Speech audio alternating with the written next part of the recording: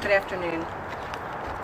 On Saturday, March 16th, at approximately 8:52 a.m., Falls Township Police were dispatched to the unit block of Viewpoint Lane in Levittown, Falls Township, Bucks County. It was to investigate the report of a shooting.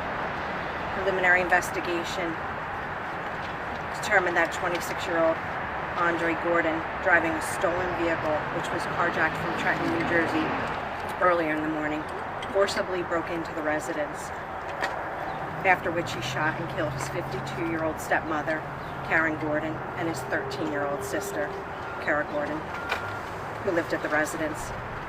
There were 3 other individuals at the residence, including a minor, inside the home who were able to hide and avoid being shot by Gordon as he went through the house searching for them.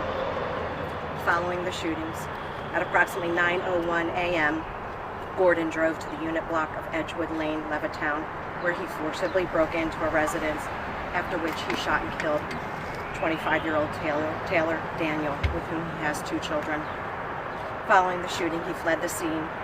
At the time of the shooting, there were 4 other individuals present inside that home, one of which was injured after being bludgeoned by Gordon with the assault rifle. She was transported to Jefferson Torresdale campus for her injuries. At approximately 9:13 a.m., Gordon committed a carjacking at gunpoint of a 44-year-old man from Morrisville at the parking lot of the Dollar General on Bristol Pike in Morrisville. The operator of the vehicle did not suffer any injuries.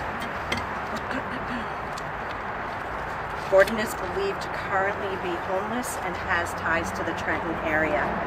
At approximately 11:38 a.m., the Honda CR-V that was the carjacking victim's vehicle from Bucks County was located unoccupied in the 100 block of Miller Street in Trenton, New Jersey.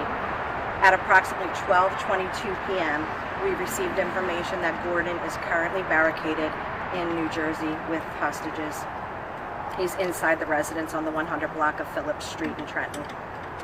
We are referring all information regarding that aspect of the investigation to the Trenton Police Department.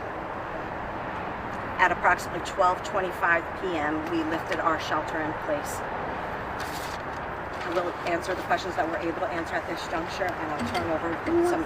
Excuse me for 1 second. I'm going to turn it over. That's okay, Joe. I'm going to turn it over to Chief Whitney for a few additional remarks, thanking the resources, the tremendous resources that have been devoted to investigating and preventing further criminal acts from this individual, and then we'll answer questions.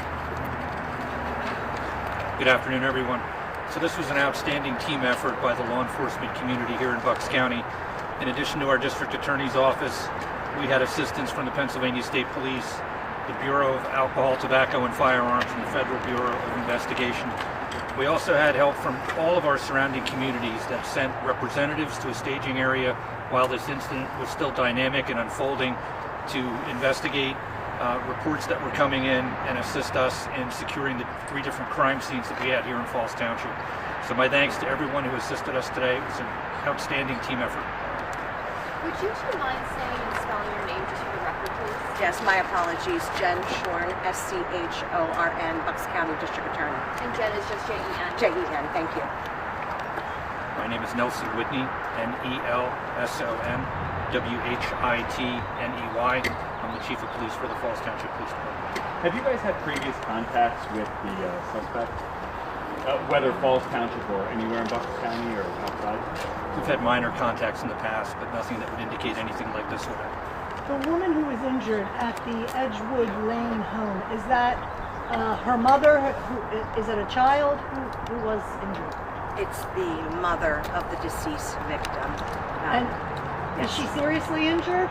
We don't believe that the injuries are serious. However, there may be serious bodily injury, but we expect that she'll recover from those injuries. Where were the children? The children were present when the shooting happened. Is there anything you know about the murder? Obviously, we can't speak to that at this juncture.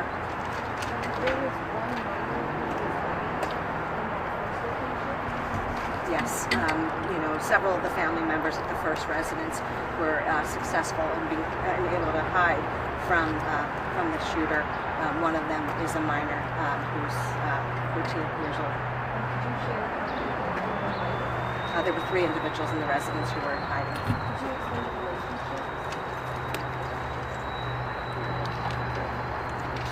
just generally speaking, they were all family. So the other child was like 13 or 14. 13. So there were 3 other family members hiding in the first home. In the second home, there were 2 other family members hiding. Is that correct? No, not correct. I'm sorry if I misspoke. In the first home, there were 3 family members hiding. In the other home, there were other family members present. However, there was the deceased victim, and then her mother, who was injured as a result of an assault, and then obviously minor children were present. Jen, in speaking to the family members, do you know if there's any history of mental illness, outbursts, anything that would indicate? Nothing that we can speak of at this juncture. How many weapons do you believe they have? I know the initial reports said he may have multiple long guns. We know initially he was armed with a long gun. He may be armed with other weapons. I don't have specific information. And What type- also, go for it. I was going to say, what type of long gun? He was armed, my information is that he was armed with an AR-15 style assault rifle. Do you know if he had that at this point? Do you know if he legally owned it? Obviously, this investigation is still pending. We will investigate every aspect of how he came into possession of these weapons. I understand that police were pretty close by on the Vermilion Hills shooting call. Was there any pursuit or interaction that officers had with him following that shooting call? There was no pursuit.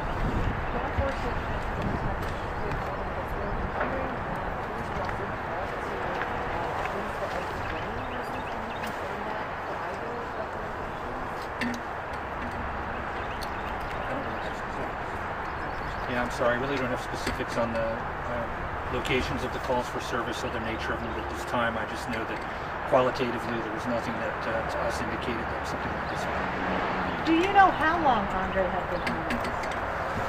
Again, we'll gather that information and report back with updates.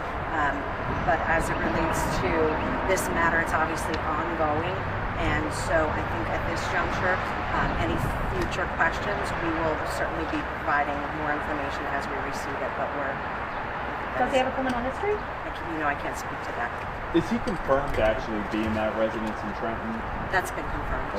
And is that his, or I guess he's homeless, but do we know whose home that is? Is it a relative's home? We understand he has ties to that home and believed to be family ties to that home. And how many residents are currently in there with him? I can't speak to that at this juncture. Obviously, this is an ongoing situation. And how long was the shelter in place for? Do you know approximately how many hours? It's approximately 3 hours, I would say. Yeah, about 3 hours. And to which towns or townships did that extend? We put that out just for our community here in Falls Township. How did you get everybody off the parade? I know that was probably a bit of a challenge. You know, we were in contact almost immediately with the organizers of the parade and let them know that we needed to shut the parade down. We also had officers go up and down the roadway and warn people to go back to their homes. Do you have a message for community members who received that emergency alert today? Constellations, obviously the neighboring communities who closed down businesses and shelter in place as well? I would say that we certainly appreciate that everyone took that seriously. It was a dynamic situation at first. We weren't sure where the actor was or where he was going to end up. So out of an abundance of caution, we wanted to keep everybody safe. And I think the community did a great job in honoring them. Can you spell the victims' names?